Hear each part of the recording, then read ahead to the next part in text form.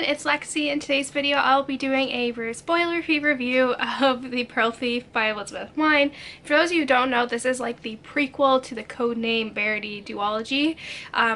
So Codename Verities, for those of you who don't know, follows the story of two friends during World War II. Julie, who is from Scotland, and she is working for like the royal army, I guess you can say, during World War II, and she is kind of a spy, and she ends up being captured by Nazis in France. So she starts telling a story of her friend named Maddie, who was in the plane with her, who is from America. And that's just kind of the story that takes off there. So because this is from Julie's perspective writing about Maddie, we don't really learn a lot about kind of her perspective. So I was really excited to see that there'd be a prequel following Julie's story, and Codename Verity is probably one of my all-time favorite books ever. It moved me so much, and I think it's a book that everyone needs to read. So I was really excited when there would be a prequel coming out. So this follows Julie when she's about 15, about almost turning 16, and so when she's there she goes to visit her family back in Scotland, and her grandfather just passed away and he was in a lot of debt. He is she's a lady, I don't know, they're related to royalty. I don't know the actual where they are in terms of the hierarchy of it, but they're kind of the royalty of Scotland in a sense. And so they're related to Mary Queens of Scots, if that means anything. But so she comes back, her grandfather passed away, and he had a lot of debt, so they have to kind of sell the family's estate there. So she comes back from school and she's just kind of chilling by the rock pond, and she ends up getting hit in the head. She wakes up in the hospital and she doesn't remember anything of why she ended up being in the hospital and all of this stuff. And so when she wakes up in the hospital, she learns that a worker at her father's house has also gone missing.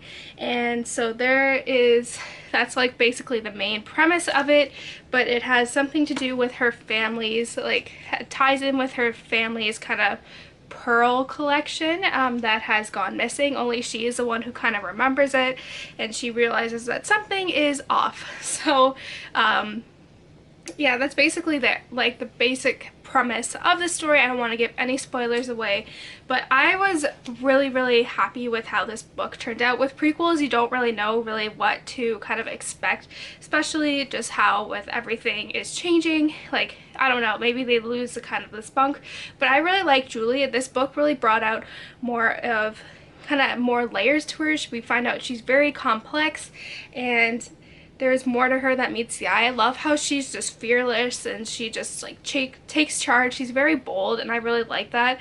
And we do find out why she goes by the code name Queenie, which I think is really neat to kind of see the story behind that as well.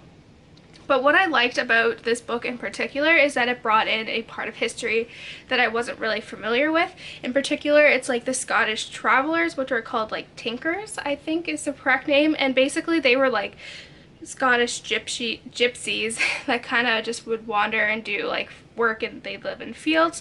And basically there's a lot of stigmatism towards this culture in Scotland, and especially now. There's still, I read the author's note about this, and there's still 44,000, but that may be triple of what is actually documented. So I thought that was really interesting, and just learning about this culture, because it's not something I learned about kind of at school. So it was really interesting to see that culture and just the stigmatism towards them. And what I liked about this is that although it is very much a kind of white cast being in Scotland, the characters are very diverse. Some of them have some physical deformities, and then there's kind of the LGBTQ kind of aspect to this as well.